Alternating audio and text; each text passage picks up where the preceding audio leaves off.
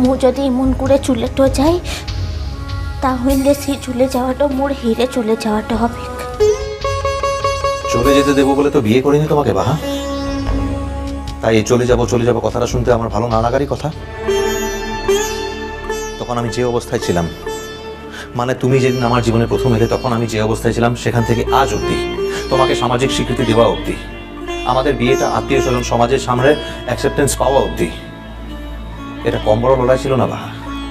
আমি জানি তোমাকে অনেক লড়াই করতে হয়েছে, অনেক লোকের মন্দ কথার উপলক্ষ তোমাকে হতে হয়েছে, কিন্তু তা বলে এই নয় যে আমার লড়াইটা তার তুলনায় কোনো গুণে ছোট ছিল। মু তো সবটাই জানি করছি বাপু, মু তোকে কোথাটো দিচ্ছি, মু আর কোনোদিনের লেগে তোকে কষ্টটো দিব খেলাই।